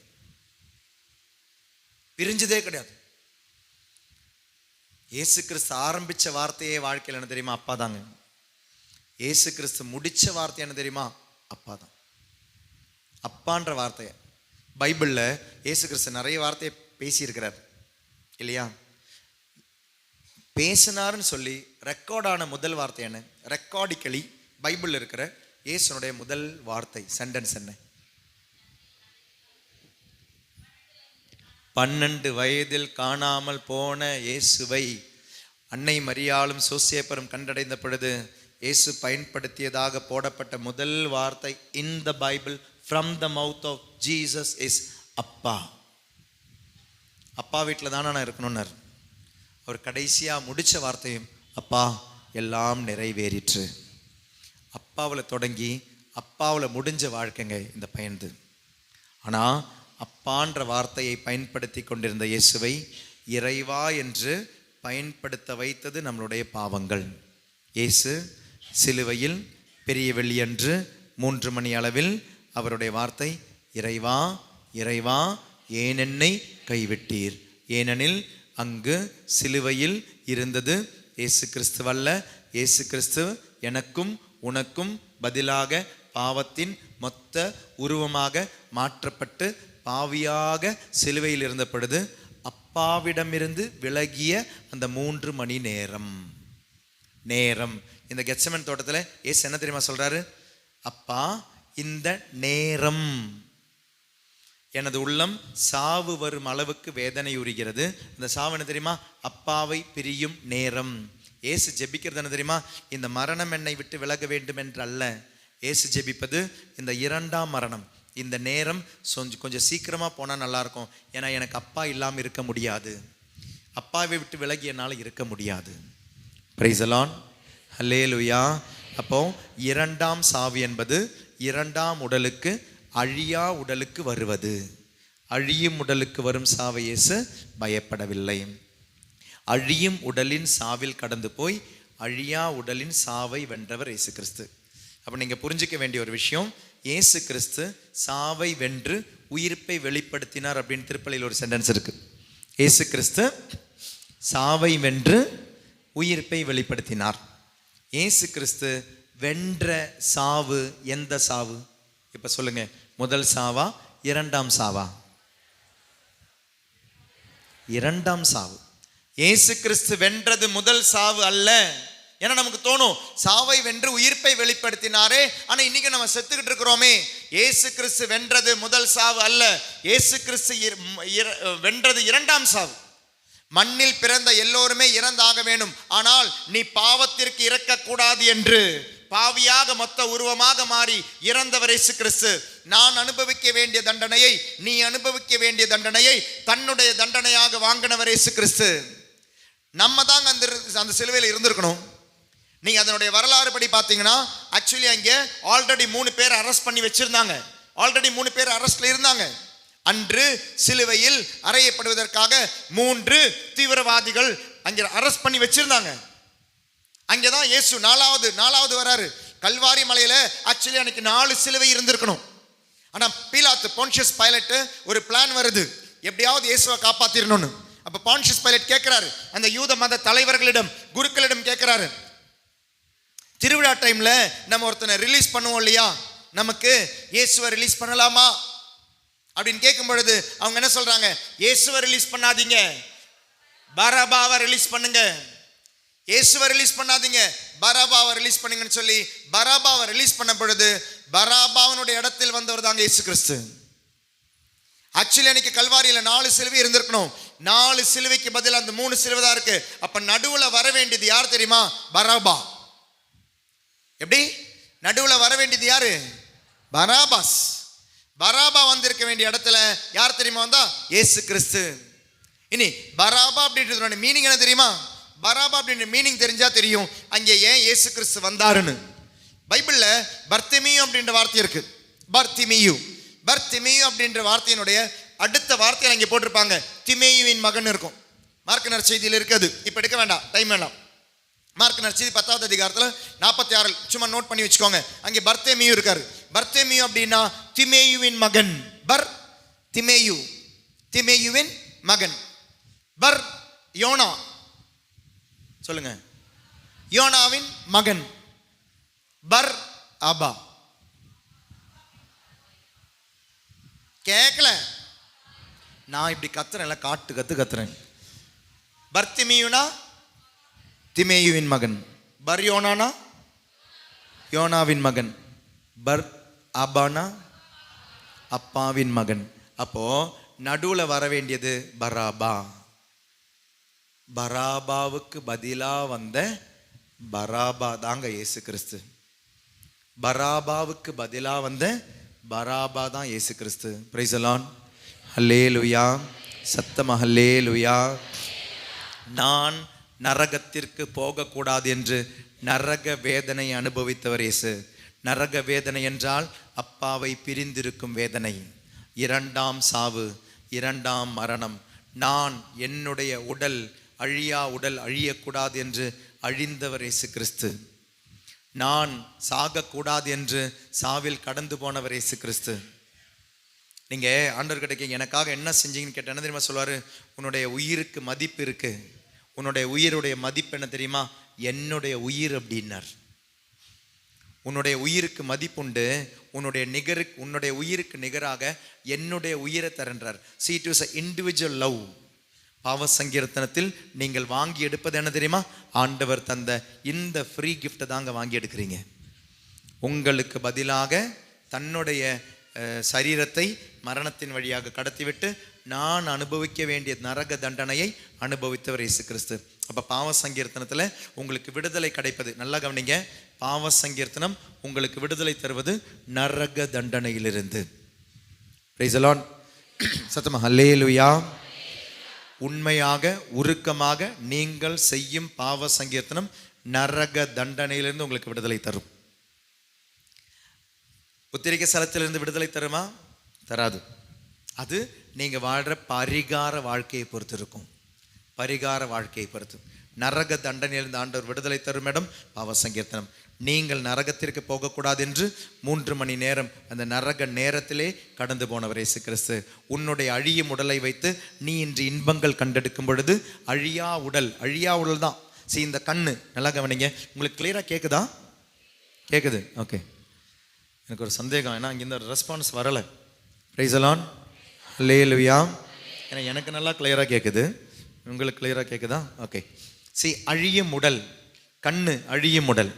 இந்த கண்ணை வச்சு அப்போ நீங்கள் எதுக்கு சம்பாதிக்கிறீங்க தெரியுமா? அழியா உடலுக்கு. கண்ணால் ஒரு விஷயம் நீங்கள் பார்க்கும் பொழுது ஒன்று இல்லை, நீங்கள் மோட்சத்துக்கு சம்பாதிக்கிறீங்க, இல்லைன்னா நரகத்துக்கு சம்பாதிக்கிறீங்க. அழியும் உடலை வைத்து அழியா உடலுக்கு சம்பாதிக்கிறீங்க. இந்த கண்ணை வச்சு நல்லது பார்த்தீங்கன்னா எங்கேக்கு சேமிக்கிறீங்க? மோட்சத்துக்கு. இந்த கண்ணை வச்சு தப்பான விஷயத்தை பார்க்குறீங்கன்னா இந்த அழியும் உடலை வைத்து எதுக்கு சம்பாதிக்கிறீங்க? நரகத்துக்கு. இந்த நாக்கை வச்சு மற்றவங்களை பற்றி நல்லது பேச நீங்கள் பயன்படுத்துகிறீங்க, மற்றவங்களை ஆசீர்வதிக்க பயன்படுத்துகிறீங்கன்னா இந்த நாக்கை வச்சு நீங்கள் எங்கேக்கு சேமிக்கிறீங்க? மோட்சத்துக்கு. இந்த நாக்கை வச்சு புலம்புறது, பொய் பேசுறது, புரணி பேசுறது, புரளி கலப்புறது, சபிக்கிறது, அப்போ இந்த அழியும் நாக்கை வச்சு எதுக்கு சம்பாதிக்கிறீங்க? நரகத்துக்கு. புரியுதுங்களா? அழியும் உடல் அழியாமையை அணிந்தாக வேண்டும், சாவுக்குரிய உடல் சாகாமை அணிந்தாக வேண்டும். அதான் 53 வாசம். 1 கொரிந்தியர் 15:53 வாசிச்சது. அழியும் உடல் அழியாமை அணிந்தாக வேண்டும். அப்போ இந்த கையை வச்சு எப்பவுமே நல்லது செய்கிறீங்க. அப்போ இந்த அழியும் உடலை வைத்து எதுக்கு சம்பாதிக்கிறீங்க? மோட்சத்துக்கு. இந்த கையை வச்சு அடிக்கிறதுக்கு, கொட்டுறதுக்கு, இல்லை தள்ளுறதுக்கு, திருடுறதுக்கு,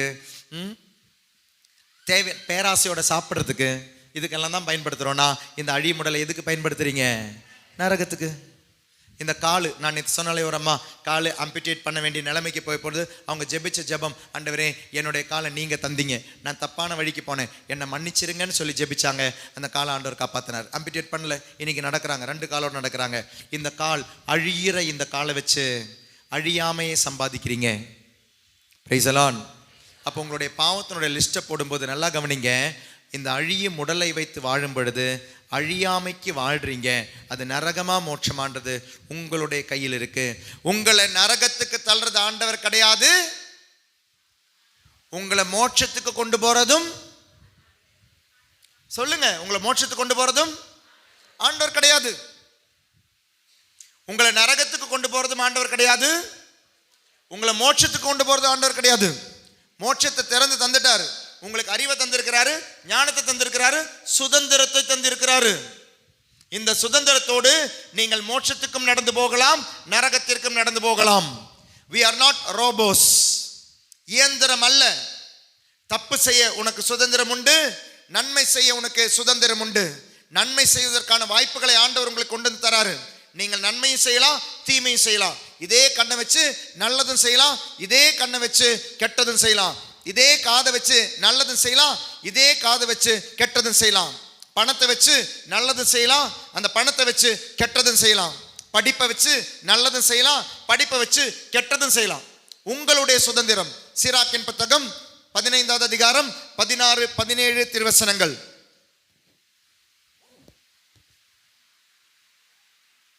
சீராக்கின் புத்தகம் 15வது அதிகாரம் 16, 17 திருவசனங்கள்.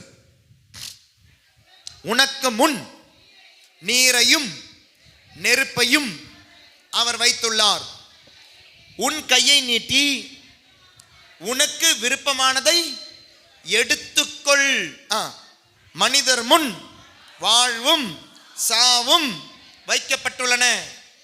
எதை அவர்கள் விரும்புகிறார்களோ அது அவர்களுக்கு கொடுக்கப்படும். பாசிவ் வாய்ஸ், ஆக்டிவ் வாய்ஸ் கிடையாது. கொடுப்பேன் சொல்லல, கொடுக்கப்படும். வாழ்வும் சாவும் நான் வைத்துள்ளேன், நரகமும் மோட்சமும் வைத்துள்ளேன். நீங்க எதை தேர்ந்தெடுப்பீர்களோ அது உங்களுக்கு கொடுக்கப்படும். It is your choice. மீட்பை தந்துட்டேன், மீட்பை வேணுமா வேண்டாமா நீங்க முடிவு பண்ணிக்கோங்க.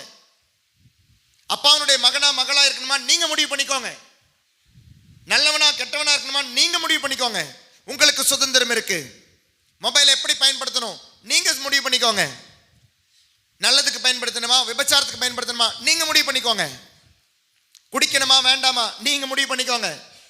சிகரெட் பிடிக்கணுமா வேண்டாமா நீங்க முடிவு பண்ணிக்கோங்க. மனைவியை, கணவனை, வாழ்க்கை துணையினை ஏமாத்தணுமா ஏமாத்த வேண்டாமா நீங்க முடிவு பண்ணிக்கோங்க. உண்மையா இருக்கணுமா வேண்டாமா நீங்க முடிவு பண்ணிக்கோங்க. உங்களுக்கு ஆண்டவர் வேலையை தந்திருக்கிறார், அந்த வேலையில் ஆண்டவருக்கு உண்மையா இருக்கணுமா வேண்டாமா நீங்க முடிவு பண்ணிக்கோங்க. உங்களுடைய பிள்ளைகளை நீங்க இப்படி வளர்த்தீங்கன்னா அதுங்க வளரும், விசுவாசத்தில் வளரும்.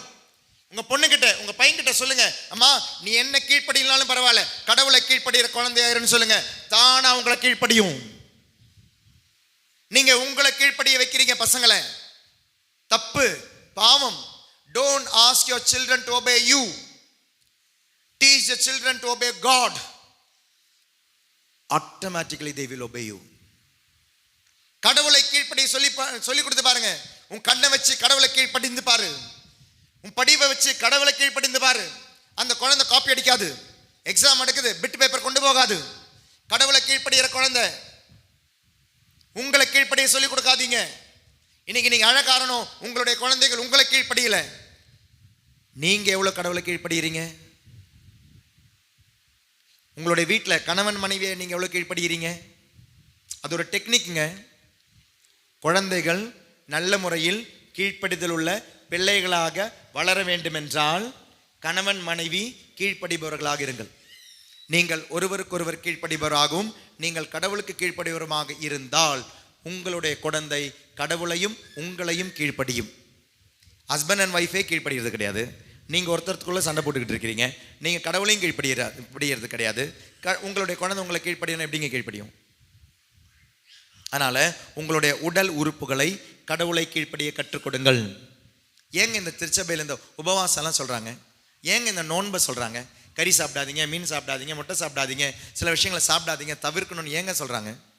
சொல்கிறதுக்கு காரணம், உடம்பை கட்டுப்படுத்த கற்றுக்கொள்ளுங்கள். எத்தனை வீட்டில் உபவாசம்? கையெல்லாம் தூக்க வேண்டாம். யோசிச்சு பாருங்கள், உங்களோட வீட்டில் எத்தனை வீடுகளில் உபவாசம் இருக்குது? குட் ஃப்ரைடே வந்தால் கூட குழந்தைக்கு பசிக்குமேன்னு சொல்லிட்டு அதுக்கு சாப்பாடு கொடுக்குறீங்க. இஸ்லாமிய சகோதரர்களோட வீட்டில் யோசிச்சு பாருங்கள், அந்த குழந்தைங்களை எப்படி வாழுதுன்னு.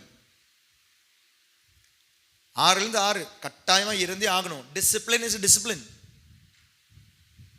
அதனால் குழந்தைக்கு நீங்கள் இதை ஹார்லிக்ஸை கொடுத்து, பூஸ்டை கொடுத்து, அதை கொடுத்து, எனர்ஜி ட்ரிங்கை கொடுத்து, கொரோனாவில் மொட்டையை கொடுத்து, 1 இல்லை 2 இருந்தால் தள்ளி ஏற்று இல்லையா? மொட்டை தான் வாழ வைக்கிதுன்னு நினச்சிங்க. அதனால் முட்டை கொடுத்து எத்தனை முட்டை சாப்பிடணுமா கொரோனாவுக்கு? கொரோனா வந்தபோது உயிரை காப்பாற்றுனது 2 முட்டைகள் அப்படின்னு நினச்சிங்க. நீங்கள் போட்ட கஷாயம் குடிச்சிங்கன்னு நினச்சிங்க. ஆண்டவருக்கு எங்கேங்க நம்ம அக்னாலஜ் பண்ணாத? கடவுளை கீழ்ப்படியாததுங்க உங்களையும் கீழ்ப்படியாது. நீங்கள் கடவுளை கீழ்ப்படியலைன்னா அதுவும் உங்களை கீழ்ப்படியாது. அதனால் உங்களுடைய வாழ்க்கையில் நீங்கள் கடவுளை கீழ்ப்படிபவர்களாக மாறுங்கள். உங்களுடைய பிள்ளைகள் தானாக கீழ்ப்படியும். ஆனால் உங்களுடைய கண்ணை ட்ரெயின் பண்ணுங்க, கடவுளை கீழ்ப்படிய. அழியும் உடல் அழியாமை அணிந்தாக வேண்டும். உங்களுடைய காதை கடவுளை ட்ரெயின் பண்ண, கடவுளை கீழ்ப்படிய ட்ரெயின் பண்ணுங்க. காது கேட்குற எல்லா விஷயம் காதுக்கு கொடுக்காதீங்க. கண்ணு கேட்குற எல்லா விஷயத்தையும் கண்ணுக்கு கொடுக்காதீங்க. நாக்கு கேட்குற எல்லா விஷயத்தையும் நாக்கு கொடுக்காதீங்க. கை கேட்குற எல்லா விஷயத்தையும் கைக்கு கொடுக்காதீங்க, அழிஞ்சு போயிடுவீங்க. உடம்பு கேட்கறத கொடுக்காதீங்க. Do not please your flesh. Do not satisfy your flesh. மாம்சத்தை எவ்வளோக்குங்க திருப்திப்படுத்த முடியும்? சாகர வர, அவ்வளோதானே, முடிஞ்சு போச்சுல. Until your death. அதுக்கப்புறம் அழியா உடலுக்கு நீங்க தீர்ப்பு நாளில் பதில் சொல்லி ஆக வேண்டும். அழியும் உடலுக்கு எவ்வளோ நாளுங்க? மாமனார் சண்டை, மாமியார் கூட சண்டை, மருமக கூட சண்டை, சாப்பாடு போடுறது இல்லை. சில பசங்க அப்பா அம்மாவை கவனிக்கிறது கிடையாது. கல்யாணம் ஆயிடுச்சுன்னா அப்பா அம்மா எங்கேயோ இருக்கிறாங்க. சில டைம் வீட்டிலே இருப்பாங்க, அனாதையா இருக்கிறவங்க இருக்காங்க. முதியோர் இல்லம் என்பது வெளியே கிடையாதுங்க. சில வீடுகளில் வீடுகளே முதியோர் இல்லம் தான்.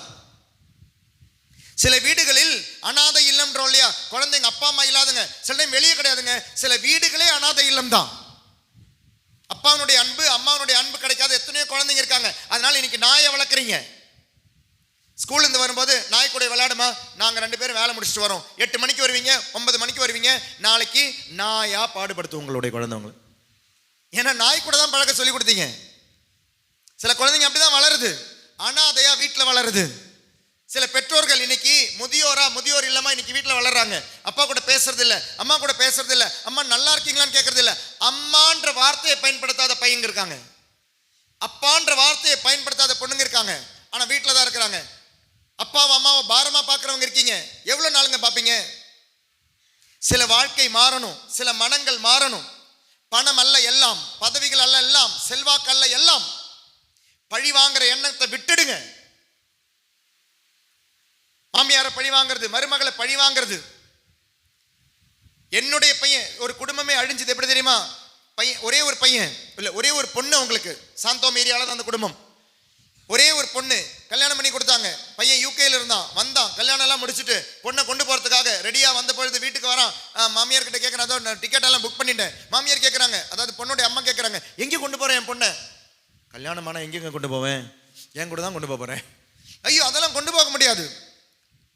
அம்மா விடலை, அந்த பொண்ணை விடலை, விட்டு கொடுக்கல. என்னுடைய பொண்ணு, நான் விட்டு கொடுக்க மாட்டேன். விட்டு கொடுக்காம ரொம்ப ட்ரை பண்ணான் கொண்டு போறதுக்காக, விட்டு கொடுக்கல. நீங்களே வச்சுக்கோங்கன்னு சொல்லிட்டு போயிட்டான். கல்யாணம் முடிஞ்சு 3 மாசம், விதின் 1 வருஷம் டைவர்ஸ் எல்லாம் அப்ளை, டைவர்ஸ் ஆயிடுச்சு. அந்த பொண்ணுடைய வாழ்க்கையை கெடுத்தது யாரு? அம்மாவுடைய இந்த பாசம், தாய் பாசம். இது பாசம், அது பொசசிவ்னஸ், அது பாசம் கிடையாது. அந்த பொண்ணுடைய வாழ்க்கையை கெடுத்தது அந்த அம்மா தான். ஒரு பையனுடைய வாழ்க்கையை இன்னைக்கு கெடுக்கிறது மாமியாரோ மாமனாரோ கிடையாதுங்க, அப்பாவும் அம்மாவும் தான். இந்த ஓவர் ப்ரொடெக்ஷன், ஓவர் பாசம், அழியும் உடலை வைத்து அழியாமையை சம்பாதிச்சுட்டு இருக்கிறீங்க. என்னுடைய பொண்ணு, என்னுடைய பையன். இன்னைக்கு குடும்பத்தை கெடுப்பது சில மாமியார் அல்ல, அம்மாங்க தான். குடும்பத்தை கெடுப்பது மாமனார் அல்ல, அப்பாங்க தான்.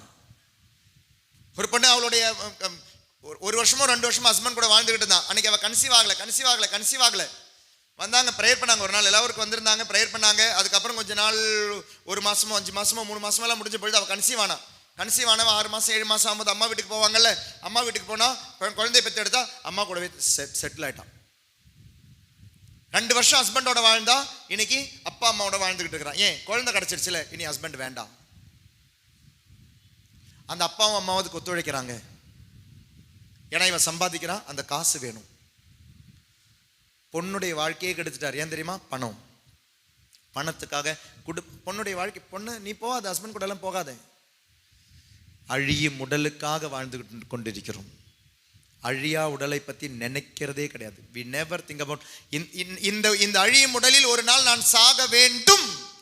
we never think about our death. we always think about our life. அதனால தான் உங்களுடைய ஜெபங்களும் பாருங்க, இந்த நோயிலிருந்து விடுதலை வேணும், அந்த நோயிலிருந்து விடுதலை வேணும். ஏதாவது பாவத்திலிருந்து விடுதலைக்காக யாராவது ஜெபிக்கிறீங்களா? பூச கருத்துல இந்த பாவத்திலிருந்து விடுதலை, இந்த பிரச்சனையிலிருந்து விடுதலை இல்லை. பூச கருத்தெல்லாம் பாருங்க, வேலை கிடைக்கணும், கல்யாணம் ஆகணும், குழந்தை பிறக்கணும், பையன் நல்லா படிக்கணும், எக்ஸாம் நல்லா படிக்கணும். இதை விட கேவலமான கருத்தெல்லாம் வரும். என்ன தெரியுமா கருத்து? நான் ஒரு முறை ஒரு தியானத்துக்கு ஒரு பங்குல போயிருந்த போது, அதுவும் எலெக்ஷன் டைம்ல தான் இருந்தது. அந்த எலெக்ஷன் டைம்ல வெள்ளி சனி ஞாயிறு தியானம் நடக்குது. வெள்ளிக்கிழமை ஃபாதர் வாசிச்சாரு, கருத்து வாசிச்சாரு. ஒரு கட்சியினுடைய பேரை சொல்லிட்டு அங்கே ஒரு வேட்பாளர் இருந்தார் அவங்களுடைய பங்குல. அந்த வேட்பாளருடைய சொல்லி, வேட்பாளருடைய பேரையும் சொல்லி, கட்சியினுடைய பேரையும் சொல்லி, இவர் தேர்ச்சி இல்லை, என்ன சொல்லுவீங்க, வெற்றி அடைய வேண்டும் என்று திருப்பலி கருத்து சொன்னீங்களே. 100 ரூபாய் கொடுத்தா வாசிக்கணும்னு, வாசிக்காம இருக்க முடியாது ஃபாதரால. கட்சி பாருங்க, அப்போ கட்சி கூட்டத்துக்கு வேட்பாளரை அறிவிக்கிறதும் அதுக்கு ஜெபிக்கிறதும் திருப்பலி கருத்து. ஒரு கட்சி சொன்னாங்க, ஆப்போசிட் கட்சி சும்மா இருக்குமா? வெள்ளிக்கிழமை ஒரு கட்சியினுடைய பேரை சொன்னபோது ஆப்போசிட் கட்சிக்கு ஐடியா வந்துச்சு, ஓ பரவாயில்லையே, ஈஸியாக கேம்பெயின் நடக்குது. 100 ரூபாய் இல்லைன்னா 2000 ரூபாய் கொடுக்கணும், 3000 ரூபாய் கொடுக்கணும், 5000 ரூபாய் கொடுக்கணும். இது 100 ரூபாய்க்கு கருத்து வாசிடுவார் ஃபாதர். இப்போ 150 ரூபா. சனிக்கிழமை 2 கட்சியினுடைய பேர் வந்துச்சு. திருப்பலி எவ்வளோ கேவலமாக பயன்படுத்துகிறோம் பாருங்க. திருப்பலி கருத்தை எவ்வளோ கேவலமாக பயன்படுத்துகிறோம் பாருங்க. அழியும் உடலுக்கு வாழ்ந்து வாழ்ந்து வாழ்ந்து வாழ்ந்து அழிஞ்சு போயிட்டு இருக்கிறோம். ஒரு நாள் சாவிங்கன்றதை மறந்துடாதீங்க. நைட்டு யாரும் செத்துறாதீங்க தயவு செய்து. அப்புறம் நாளைக்கு என்ன வச்சு செஞ்சிருவீங்க. ஃபாதர் நேற்று சொல்லி ஒருத்தர் நீங்கள் கொன்னே போயிட்டீங்க, எங்களுடைய பங்கில் ஒருத்தர் செத்து போயிட்டாருன்னு தயவு செய்து நாளைக்கு சொல்லிடாதீங்க. நான் பிரசங்க வைக்க வேண்டியது செஞ்சு ஆகணும். உங்களுடைய மனமாட்டத்துக்கு we should always think about that. See, மரணத்தை கண்டு வாழ்பவன் நல்லவனாக தாங்க வாழ்வான். நிலை அடுத்த ஒரு வாழ்க்கை இருக்குன்னு நீங்கள் நினச்சி நீங்கள் வாழும்பொழுது துரோகம் செய்ய மாட்டீங்க, மற்றவங்களை பற்றி யோசிப்பீங்க. சுயநலமாக உங்களால் இருக்க முடியாது. இன்னைக்கு சுயநலவாதியாக மாற காரணம் தெரியுமா? You never think about your death. You think அது இன்னொரு 10 வருஷம் ஆகும், 15 வருஷம் ஆகும், 20 வருஷம் ஆகும் நினைக்காதீங்க. சாகிறதுக்கு என்ன வேணும்? பிறந்தால் போதும். பிறந்துட்டிங்கன்னா சத்துருவீங்க. அது 1 வயசாக இருக்கலாம், 2 வயசாக இருக்கலாம், 20 வயசாக இருக்கலாம், 50 வயசாக இருக்கலாம். மரணத்திற்கு வயது வரம்பு கிடையாது. So prepare for your death. இன்னைக்கு நைட்டு ஆராதனை மரண ஆராதனை தான். பிரைஸ்லாம் இன்னைக்கு ஆராதனை மரணம் தான். இன்னைக்கு வானதூதர்களை கொண்டு வரோம், நம்ம சாக போகிறோம், நம்ம படுக்க போகிறோம். பிரைஸ்லான். அல்லேலூயா அல்லேலூயா. இவர் ரீசெண்டாக எங்கே மணலில் பங்குல தியானத்தில் அன்னைக்கு வேறு ஆராதனை வைக்கலான்னு தான் என்னுடைய மனசில் இருந்துச்சு. ஆனால் என்ன பண்ணிட்டேன்னா, சரி அந்த ஆராதனைக்குள்ளே போயிட்டோம். மரணத்தினுடைய ஆராதனையில் பாட்டெல்லாம் பாடி மறிக்க வச்சு உயிர்க்க வச்சு ஆராதனைலாம் முடிச்சுட்டு கோயிலேருந்து பின்னால் வந்துட்டோம். நாங்கள் சாக்ரிஸ்டிக்கு பின்னாலேருந்து ரூமுக்கு போகிறோம். ஃபாதர் ரூமுக்கு முக்கும்போது நானும் ஜார்ஜ் ஃபாதரும் அந்த பக்கமாக போகிறோம். ஒரு அம்மா வெயிட் பண்ணுறாங்க. என்னன்னா யூகேஜி படிக்கிற குழந்தை, அவனை பார்த்தா அவன் ஏங்கி ஏங்கி அழுகுறான். அழுக நிற்கவே இல்லை. அம்மா சொல்கிறாங்க, ஃபாதர் நீங்கள் ஆராதனை நடத்திக்கிட்டு இருந்தபோது அவன் கேட்குறான், அம்மா நம்ம செத்துட்டோமாமா, அம்மா நம்ம செத்துட்டோமாமான்னு அழுகுறான் ஃபாதர். அந்த பையன் அவ்வளோ அதில் இன்வால்வ் ஆகிருக்கிறான். அவன் கண்ணு முழிச்சு அம்மா கிட்ட கேட்குறான், அம்மா நம்ம செத்துட்டோமாம்மா. அவ்வளோ இன்னசென்டான. நம்ம சாக மாட்டோங்க, என்னதான் ஆராதனை நீங்கள் வைங்க ஃபாதர், அப்படியெல்லாம் நாங்கள் சாக மாட்டோம் ஃபாதர். Price the Lord. அப்படி மட்டும் உங்களுடைய சாவை நீங்கள் முன்னால் பார்த்துட்டீங்கன்னா அப்புறம் உங்களுடைய வாழ்க்கையே மாறுங்க. நாளைக்கு பாருங்கள் உங்களுடைய பாவ சங்கீர்த்தனெல்லாம். ஒரு முறை மலேசியாவில் ஒரு தியானத்துக்கு போயிருந்த பொழுது அந்த உள்ளிருப்பு தியானம் நடத்தணும். அவங்களுக்கு இந்த மாதிரி தியானமாக எங்களெல்லாம் கிடையாது.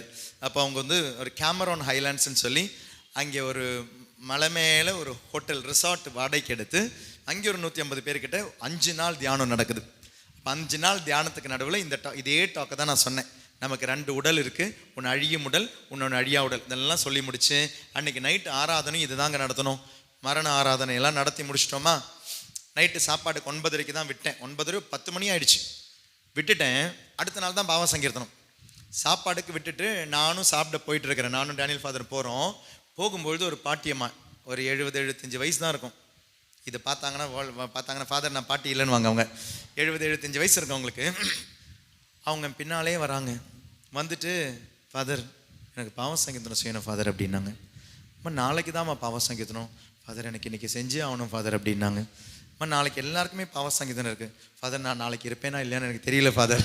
அதனால் எனக்கு இன்றைக்கே கொடுங்க ஃபாதர், இன்றைக்கே கொடுங்க ஃபாதர்ன்னு சொல்லி பின்னாலே நடந்துக்கிட்டு இருந்தாங்க. அப்புறம் நாங்கள் சரி போய் சாப்பிட்டுட்டு வாங்கன்னு சொல்லி சாப்பிட்டுட்டு வந்த பிறகு அவங்களுக்கு மட்டும் இன்றைக்கி பாவ சங்கீதனம் கொடுத்தோம்.